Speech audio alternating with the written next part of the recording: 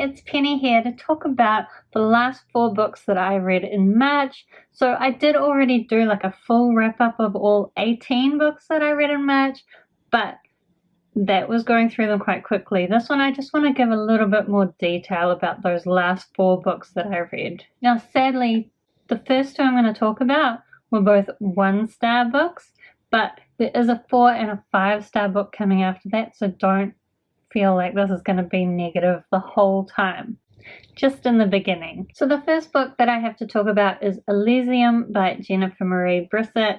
When I picked this book up, I actually thought it was the same story as the movie Elysium, and there were elements that were similar, but I think that's because Elysium is this Greek concept where the heroes get sent there when they die or something. So same concept, so some similar ideas, but actually not the same at all. So if you liked the movie Elysium, don't pick up this book thinking that it's going to be the same, because this book was just so confusing. It's told through these little snippets of stories, and each story has the same characters with the variations on the same name. So there's an Adrian and an Adrienne and an Antoine and Antoinette and Hector and Helen and a bunch of other ones where they're like the same characters, but they've always got different relationships and they're different people throughout all these different snips of stories. So every time you get used to one particular story that's happening, suddenly the whole thing changes. You're in a different story, but it's the same people. So you have to work quite hard to keep track of what's going on. And I think that would have been fine if in the end it had paid off, like there'd been some amazing reason why the story was told in this way. But in the end,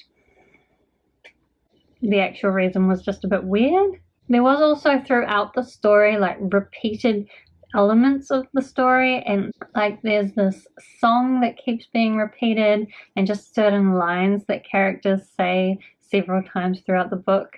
Also, listening to the audiobook was really strange because there was this computer bits where the computer would be reading out zeros and ones and like computer messages, and the audiobook read it in this weird computer voice, and it's weird when you're walking down the street listening to an audiobook and it's saying to you in your ear 0 1 1 0 0 1 1 0 0 0 1. It made me go a little bit crazy, which I think fit well with what the story was trying to do. It was trying to give you this impression that things are quite broken. And I think maybe it could have been all pulled together into something that was worthwhile reading, but it was not. Don't read it. But you know, I was okay with Elysium not being very good because it was an audiobook. So I listened to it in a couple of days and it was strange, but it was over quickly. But the other 1-star that I read was Slam by Nick Hornby. And actually, after I read this and I hated it, I went and had a look at reviews on Goodreads and saw that I am not alone. This was the lowest rated book on my TBR, so not surprising it was terrible. But when I was looking at the reviews, I was like, wow, he's actually the author of High Fidelity and about a boy, and I was like, wow, great research, Penny. But actually, if you look at the cover tells you the same thing. Like, I didn't need to do this research. It's on the cover. And so it seems like this book was a bit of an anomaly for him. Like the other stuff he's written is much more acclaimed. This, not so much. So this pretends to be, when you read the back, a story all about this boy who is obsessed with Tony Hawk. He has a Tony Hawk poster on his wall and he talks to it all the time, and he pretends that it answers and excerpts from Tony Hawk's book.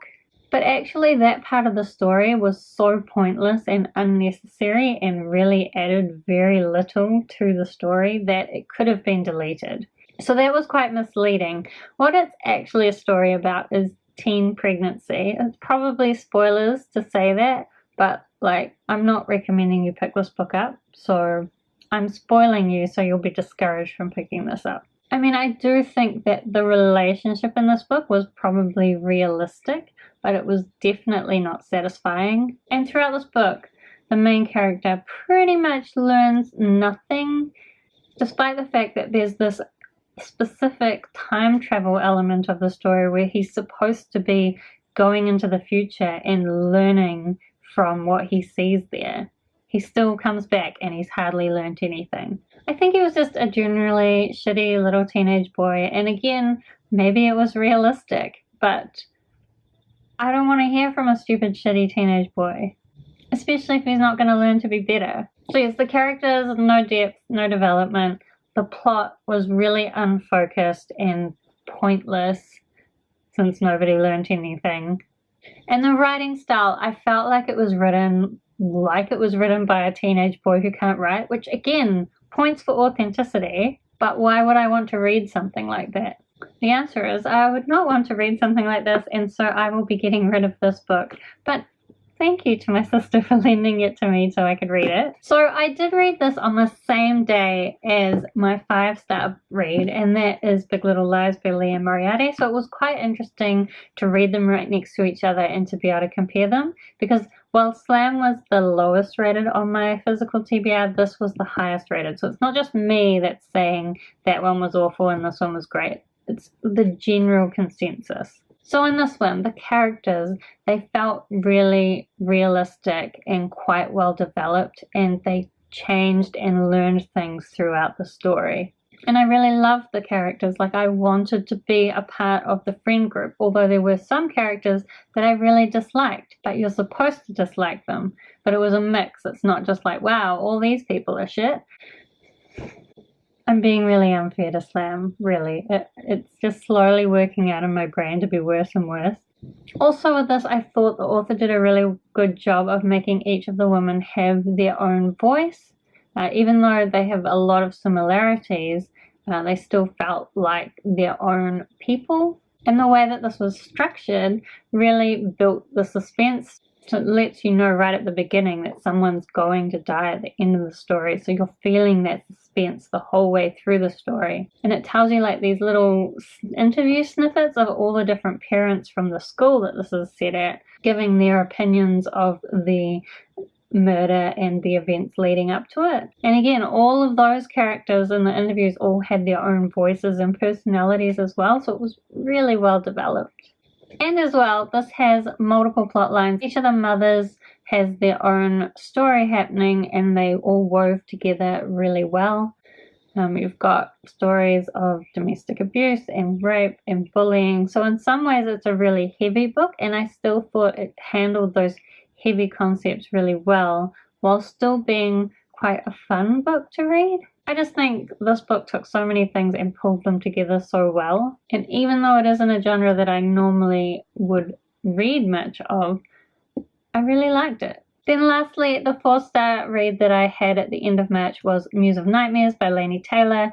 This was the sequel to Strange the Dreamer. I can't talk too much about Muse of Nightmare because spoilers everywhere. What I would say is that it wasn't quite as good as Strange the Dreamer, just because the Strange the Dreamer has such beautiful lyrical storytelling, and I didn't think that was quite as strong in Muse of Nightmares. It's not to say that the writing was bad by any amount, but it just was, when you compare it to the first book, it wasn't quite up there. Also, I think the second book had some pacing problems. Sometimes things were just moving quite slowly, and also sometimes we were in like this big, exciting scene where lots of stuff was happening, we'd suddenly stop back to have this silly little conversation, and I felt that took you out of what was happening quite a lot and didn't seem very realistic. But that said, Muse of Nightmares was still a very satisfying end to the series. Like, I think when I heard people reviewing it and saying Muse of Nightmares wasn't as good, I thought, that's a shame, maybe it's not worth picking up the series. But now, having picked up the series, it is definitely one of my favorite, probably my favorite duology ever.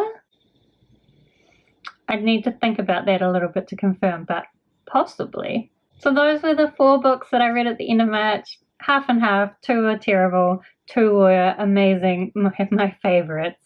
So, you know, you win some, you lose some. If you have read any of the books that I talked about today, I would love to talk to you about them down in the comments.